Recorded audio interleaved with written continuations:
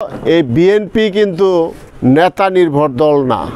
নেতার কারণে বিএনপি এই যে সর্ববৃহৎ রাজনৈতিক দল হিসাবে টিকে থাকে নাই, টিকে রয়েছে দুইটা গোষ্ঠীর কারণে। একটা হলো এই দলের লক্ষ কোটি কর্মী এবং লক্ষ কোটি সমর্থক। আপনারা দেখেছেন শেখ হাসিনা এখন কিন্তু জনগণকে ভয় পায়। শেখ হাসিনা জনগণকে ভয় পায় একটাই কারণ জনগণ হলো বিএনপির পক্ষে। ওই হোসেন মোহাম্মদ এরশাদ 9 বছর এই দেশে স্বৈরশাসক হিসাবে প্রতিষ্ঠিত ছিল।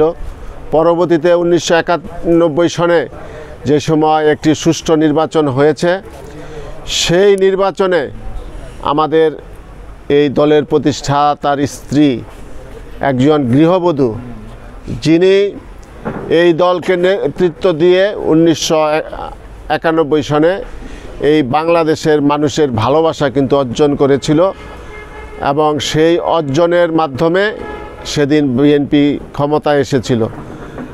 এরপরে এই বিএনপির বিরুদ্ধে অনেক ষড়যন্ত্র হয়েছে, অনেক ভাঙার চক্রান্ত হয়েছে, কোনো চেষ্টায় কিন্তু সফল হয় নাই।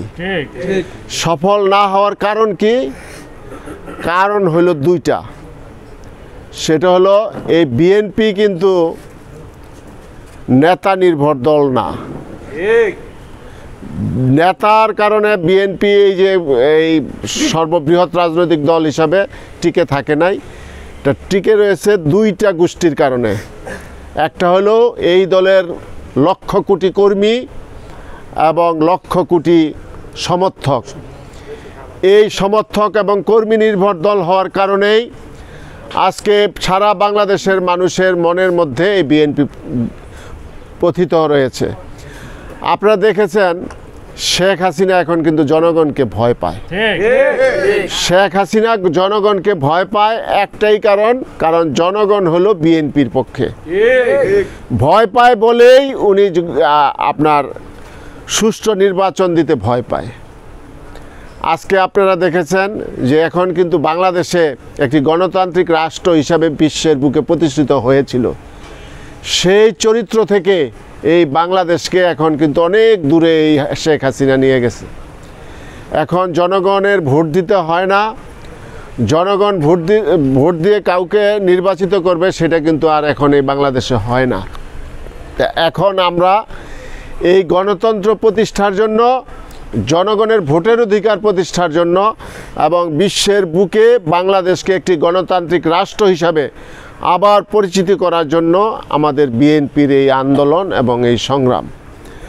এবং এই আন্দোলন সংগ্রামটা কিন্তু শুধু রাজপথে আন্দোলন করলে হবে না, আন্দোলনটা দেশের বিভিন্ন সেক্টরে কিন্তু আন্দোলনের বিষয় আছে। সেটা হলো সাংস্কৃতিক ক্ষেত্রে যেরকম আছে, ক্রীড়া ক্ষেত্রে যেরকম আছে, এরকম বিভিন্ন সেক্টরে আছে। আজকে জিয়া স্মৃতি আরাফাত রহমান স্মৃতি সংসদ যে প্রতিষ্ঠা হয়েছে, সেই প্রতিষ্ঠার কারণটা হলো এই যে ক্রীড়াক্ষেত্রে মধ্যেও বিএনপির ভাবধারাকে প্রতিষ্ঠিত করা, সাংস্কৃতিক ক্ষেত্রে বিএনপির ভাবধারাকে প্রতিষ্ঠা করা।